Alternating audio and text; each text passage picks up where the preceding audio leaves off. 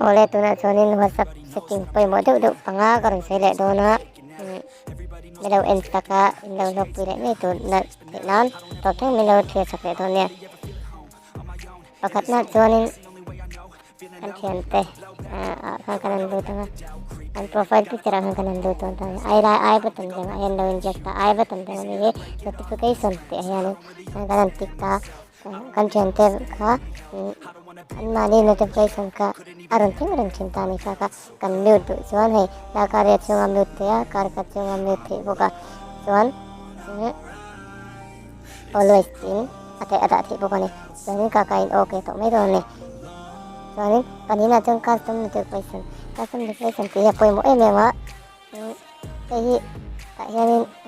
kanan okay anga tianin kan thian pa kan thian lo ko ve kan tana mi pawimawh bik kha a hran pa in hei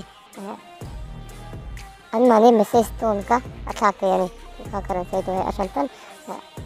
thlak thei ani chuanin pathumna chuan media visibility te hi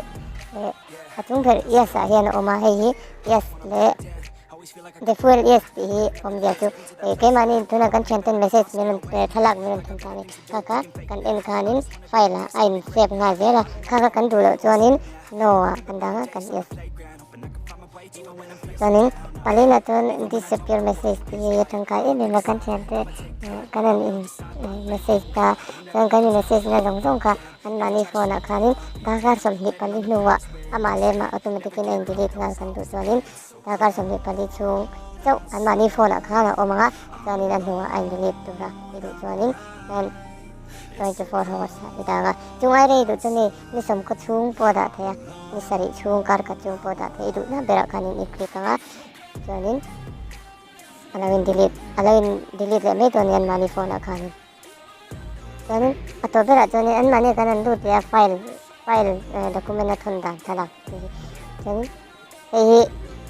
atangka ma tianin kanan meta kan thalak kha document manga kan thon do chuan tianin kan document mangin kan thon mai dawn ni ti khan chuanin bonus kala sei le lok tuna bonus a chuanin tian thalak kanan thon thin ani kanan thon ta thalak kanan thon ta kanan meta hi tian hei kala thon don ta ni chuan hei abula one ti in zia ka hi awm zia chu one kanan metanga kanan thon chuanin kan thian te kan voi khat chia an en thei voi khat chia an en anga chuan a hnuah ama le main a in delete mai dawn ani kha atangkai na nia chen kavito te milo en saka kalam tu kai